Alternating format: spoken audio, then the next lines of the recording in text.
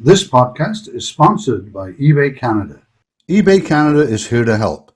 They've been supporting Canadian small business retailers for 25 years and have recently launched their Up and Running program to meet an urgent need to get business online today. New business sellers can get a free e-commerce store for 90 days when they visit ebay.ca/upandrunning. It's Vancouver's podcast on the Canada's Podcast Network. Dr. Eli Rosenberg is the founder and medical director of Pulse Fit RX, a new fitness facility dedicated to people with heart disease and cardiovascular risk. A cardiologist with an entrepreneurial spirit, Rosenberg is putting exercise and diet at the center of heart care, providing a unique, highly personalized program for people to maintain their optimal health in a safe, accessible, and enjoyable way.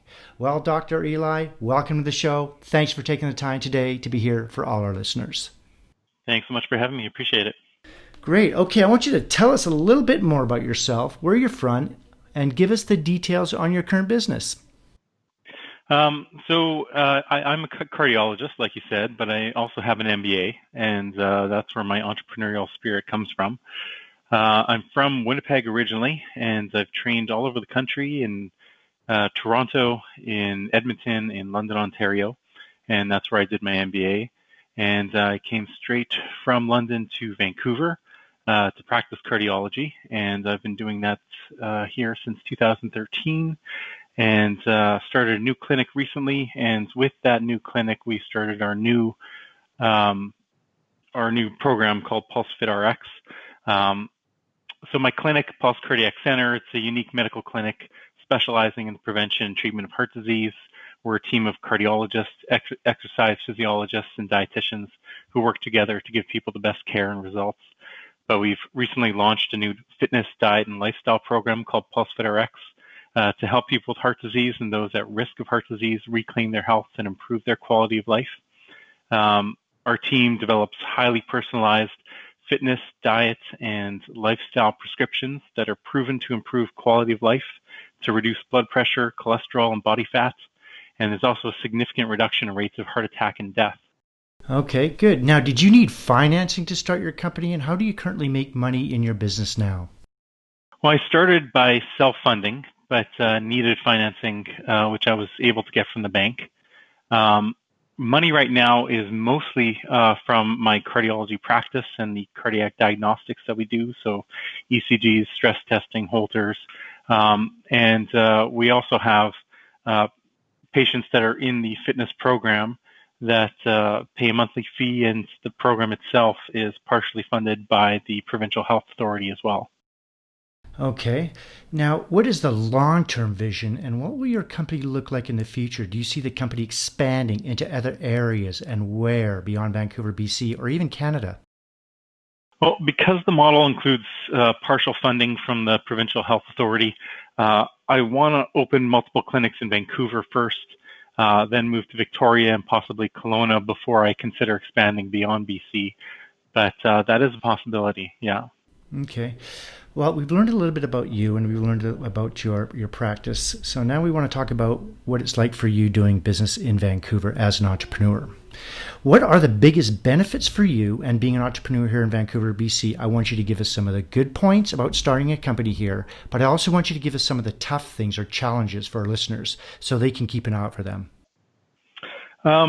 Well, if the services you're offering are high-end and leading with excellence, then Vancouver is a good location because there's a large segment of the population with disposable income.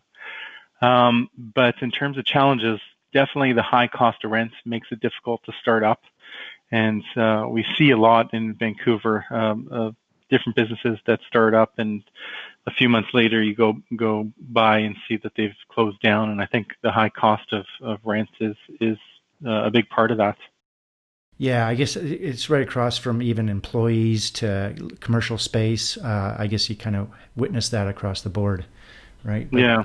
But it is the lifestyle city, and so I guess people who want to live here and be here, you can find some pretty good people as well. So that's the good thing too, right? Yeah, that's true.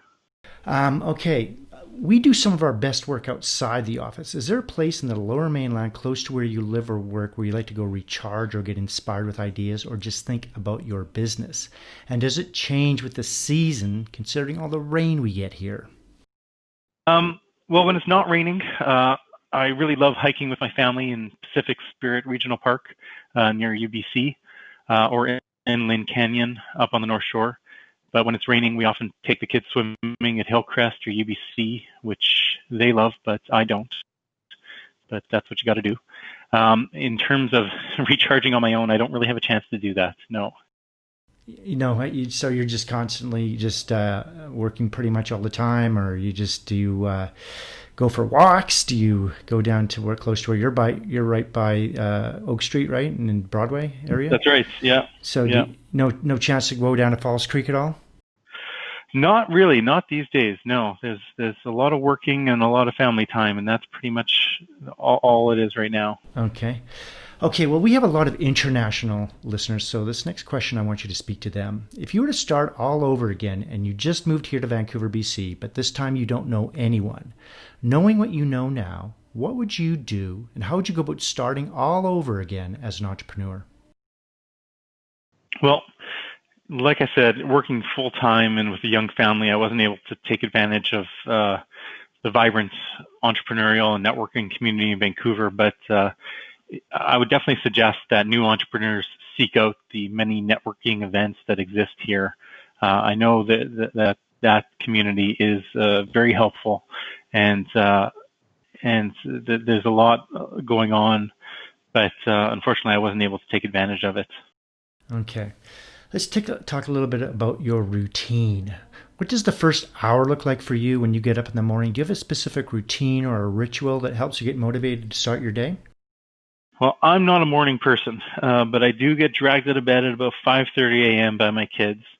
I have 2 3-year-olds and a 6-year-old, and we spend some playtime with them before getting them and ourselves ready for the day. Before you know it, it's 8:15 a.m. and my 6-year-old's running late for school, and we're rushing to get him to school on time, which gets me to work just before my first patient at 9 a.m. So I'm not someone that has a ritual to get me ready for the day. I just go at it head on. Okay, so you just kind of, okay, here we go. It's and pretty well non-stop for the rest of the day. Exactly. Okay, do you think entrepreneurs have to be weird or unique in a positive way or are wired differently? I don't think that entrepreneurs need to be weird or unique, but I definitely think that they're wired differently. I feel there's a drive to solve problems, to go out on your own, to be your own boss. That's not present in everyone. There's also a risk acceptance that's definitely doesn't exist in everyone. There's definitely something different about entrepreneurs. I agree with that. Okay. What books are you reading now and why, or even audiobooks? And can you recommend any books for our listeners who are also aspiring entrepreneurs? I've started listening to audiobooks a few months ago while driving and before going to sleep, and I've been averaging about a book a month. I'm currently listening to Give and Take by Adam Grant, but I'm not really finding it terribly useful, to be honest, and I'm having trouble finishing it. But 2 books that I recently found inspiring were one called Rework by the founders of Basecamp. And that book shows that much of what you hear everywhere else about startups may not be as true as everyone thinks. They take you through what they believe has been key to their success, and it's really different from a lot of the other startup books that you might read because it throws a lot of ideas on their head. Yeah, I love that book. It was a great book. He also does some really good interviews. I've heard him on a few different podcasts, which are great. Oh, really? Yeah. And then the other book that really got me thinking was Influence by Robert Cialdini. Mm-hmm. And that's, I found that book really gave you a good sense of how your customers think. And I filed it under stuff not taught in my MBA program because it was really something very different. Maybe with your background in marketing, you know this stuff, but it really changed the way I thought about how the customer thinks and how to approach marketing and and just how you treat the customer. It was a really inspiring book, and it gave me a lot of ideas of how I might run my business. Access eBay's 170 plus million buyers around the world. With eBay Canada, you can stay local, sell global, and power up. That's ebay.ca/up and running. Offer is open until August the 22nd. Okay, any online or offline tools that you like to use on a daily basis? Starting up my clinic and the new fitness program, Pulse Fit RX, I had so much going on at once, and I needed a way to get it all out of my head, organized, prioritized. I tried about 15 different productivity tools. I found Wrike, WRIKE, to be the most useful and intuitive. This is where I literally keep everything that needs to be done. It's intended to be shared amongst your team, although really I've just been using it for myself. My director of operations didn't seem to gravitate towards it, so we're working on other options right now. My team uses G Suite to share and collaborate on documents, and we're looking at a CRM solution for Pulse Fit RX. And I'm deciding between Copper, which used to be called ProsperWorks, and Salesforce, and trying to figure out which one would be the best. I guess it just depends on, because Salesforce is pretty robust sales CRM. So yeah, it tends to, I used it in the past, and it's just for kind of big organizations, whereas there's a lot of different, but I guess it's scalable, right? So you can. It is more scalable, yeah. Yeah. Okay, if you weren't doing what you do now, what would you like to do for a profession? If I wasn't a physician, I'd definitely be an entrepreneur. There's definitely an entrepreneurial drive in my family. My father gave up architecture to become an entrepreneur. My brother gave up being a chiropractor to become an entrepreneur. But I definitely love being a cardiologist, and will never give it up. But I found a way to do both, so there you go. I'm happy about that. Okay. What kind of a job would you not like to do? Couldn't do it? I enjoy making a difference in people's lives, and I enjoy challenges. So anything that doesn't have an impact on other people's lives or tedious, repetitive work, that really wouldn't interest me. I had a job once where I shredded paper, and that was awful. Yeah, so I wouldn't want to do that. I actually need to hire someone to scan paper, and I have PTSD from that job where I shredded paper, and I feel like it's just wrong for me to hire someone to scan my documents. Okay. In business, what is your favorite word, quote, or sentence that you like to use? When I was first starting up the business, I saw something on LinkedIn, and I can't quite remember exactly what it said, but it was something to the effect that it doesn't make sense to hire chess players and treat them as checkers pieces. And I used that to hire my team. And each person that I hired, I thought of as, this is someone who I'm going to hire someone who can take the role and run with it on their own and do a fantastic job. And I'm not looking for someone who I'm telling them what to do at every stage along the way. And I found that really useful. Okay. What is your least favorite word or sentence you do not like to hear? It can't be done. Ah, yes. Yeah, I definitely don't want to hear that. Right. It's one of an entrepreneurial, kind of a one that no one likes to hear. I mean, it's a consistent one, you know what I mean? For many entrepreneurs, yeah. If you had to pick one or two words to describe yourself, what would it be and why? I think other people see me as driven. I don't really feel that way. I feel like I'm just kind of going with the flow. I finish one element of my training and I say, what next? I built a busy cardiology practice and figured this was the next step that made the most sense. And then the other thing I would say is that I'm fairly laid back. It takes a lot to get me riled up about stuff.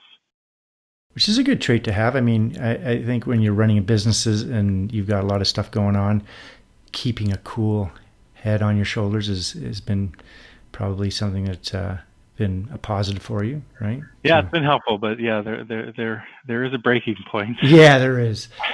Speaking of, what keeps you up at night, if anything? My to-do list. Yeah, it just still in the startup phase, and there's just so much to be done, and I'm basically doing this on top of my regular full-time job, so it's that really keeps me up at night. Okay. I want you to give us the top 3 things on your inspired life list. This could be a bucket list of any sort, whether you want to travel more, a TEDx talk, write some books, philanthropy, anything like that? Ideally, I'd like to work only during work hours. I want to exercise 5 days a week, and I've set up a gym, and it's funny because I haven't found time to exercise myself, and I want a Porsche someday. Okay. So exercise, a Porsche. Yeah, and just working during work hours. Just work hours. I see. So anything afterwards, you want to say, okay, I'm done by 5. I want to have my evenings and weekends free of work where you can just put everything away and not think about it. That would be ideal. Okay. Do you have any advice that you may have received that you can pass on to entrepreneurs throughout BC? Well, I would flip that on its head and say, there's a big push in books and literature suggesting that you must have a partner in a startup. And from my own experience, I'd suggest that while there's many benefits to having a partner, I see a lot of drawbacks as well, and it's definitely not essential. I'd say don't be afraid to forge ahead and create your business on your own, but to be sure to find advisors and people you trust to bounce ideas off of. Yeah, so mentors, things like that. Yeah, exactly. Yeah, so your recommendation... other entrepreneurs, right, as well, but I don't think it's necessary. So I'm giving the anti-advice. Okay, what about investors? How do you feel about that as opposed to a partner? Yeah, well, I haven't dealt with that myself, so I don't know if I can really comment on that. Okay. Well, Eli, we as entrepreneurs are very, very busy people. And so this next question, we are going to take you away from all that hectic lifestyle that you're starting your business, your practice, and everything that takes your time to do that. There's a small tropical island just off of Fiji that only has one phone booth there. There is no internet. This place does exist. We're going to drop you off there. You won't have a computer or a smartphone or a tablet. You can use the phone booth located there anytime to call the boat. We'll come pick you up. How long would you last before you made that call? And what would you do while you were there? Well, I've been there and done that. It was an island called Nunuia Lalai, about an hour boat ride from the mainland, and we lived on a hut on the beach. We were able to walk around the circumference of the island in about an hour. I don't think there was a phone, but after one day, we asked family that lived on the islands if they can get word out to cancel the rest of our plans. Boats, accommodations, everything. We canceled it all and stayed on the island for about 2.5 weeks, the duration of our time in Fiji. And it was the perfect amount of time, and that's what I would do again. I would say 2 to 3 weeks on the islands and snorkel, make necklaces out of seashells, and read books and just relax. And it was the best vacation ever. So you could handle being away from the online world. Texts, emails, all that kind of stuff. Not a problem. For 2 to 3 weeks. About that. Okay, Eli. Well, we're going to wrap things up. How can our listeners get hold of you? And is there anything you'd like to add before you leave us today? Anyone can go to fitrx.ca for more information and to get in touch with us. We understand that significant lifestyle changes can be overwhelming. Exercise can be scary if you have a heart problem or if you've never exercised before. And we provide a caring, safe, supportive, and fun environment to help patients succeed. So if you or your parents or uncles or aunts have heart problems and want to change your lifestyle, change your quality, improve your quality of life, reclaim your health, we are here for you. So fitrx.ca. Awesome. Okay. Well, I hope our listeners contact you and at least, consult with you on their health conditions and things like that. And I'm sure you are a business that is very much in demand, especially in today's hectic lifestyles. And entrepreneurs are busy people. And I'm sure that it'll be something that people can benefit from. So I encourage them to give you a call and at least connect. Well, Dr. Eli, thank you for coming on the show. I've learned a lot about you, and I'm sure our listeners have as well. Well, thanks so much for having me. I really, really appreciate it. Great. Okay. We'll see you next time. This podcast is sponsored by eBay Canada.